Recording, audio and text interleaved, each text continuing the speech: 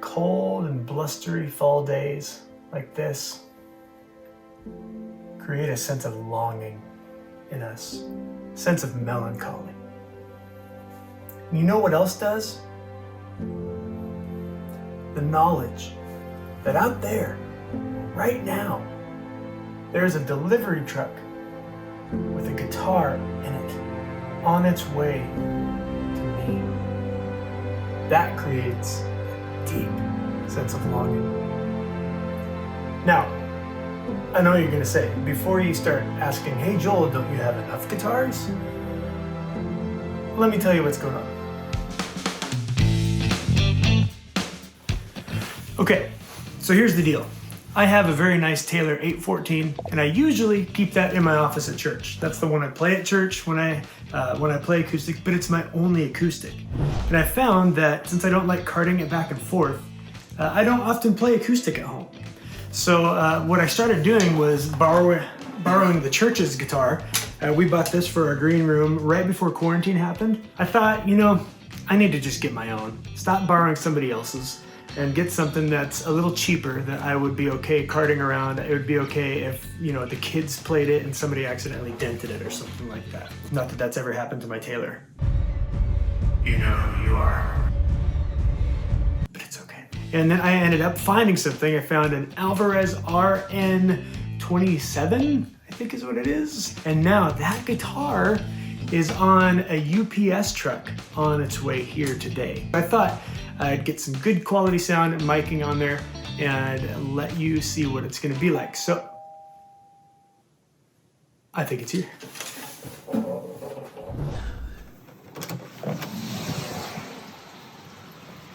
Oh, I got a TV. It's in a TV box. That threw me off for a sec. Let's take it inside.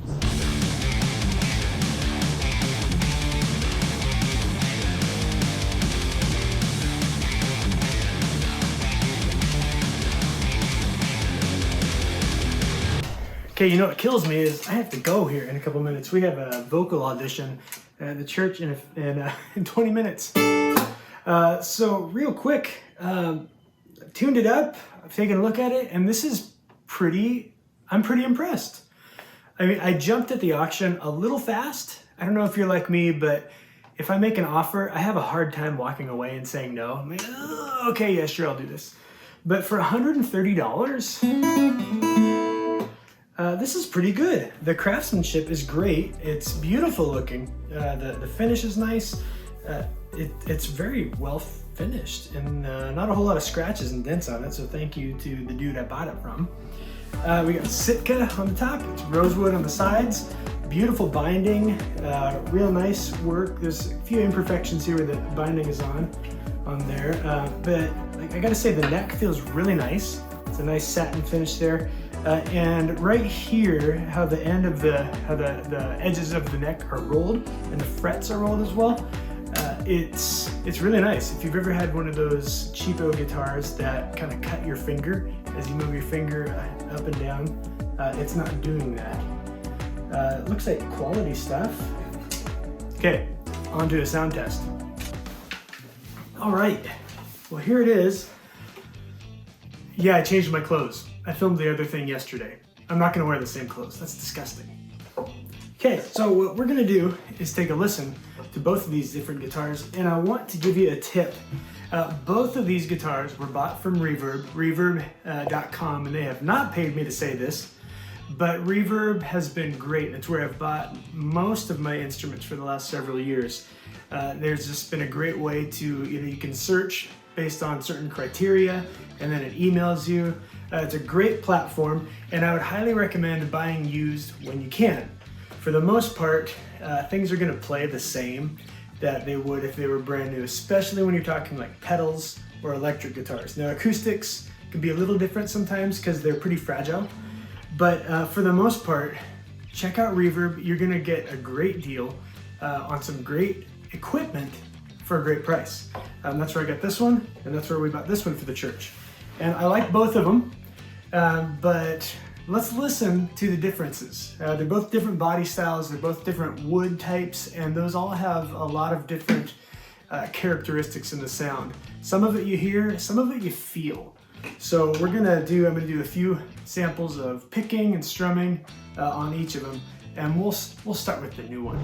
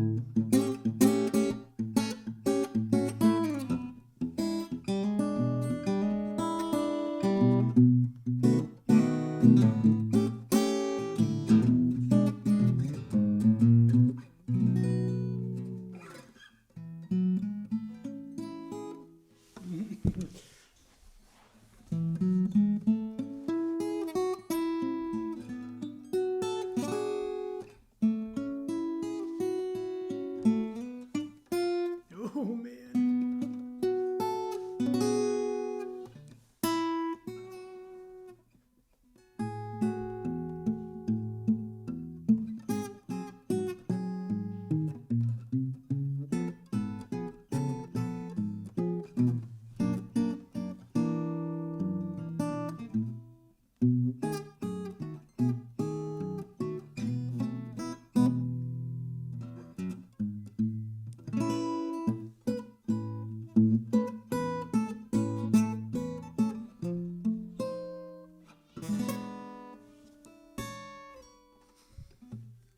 That's a hard one. Wow. Now I will say, older strings here.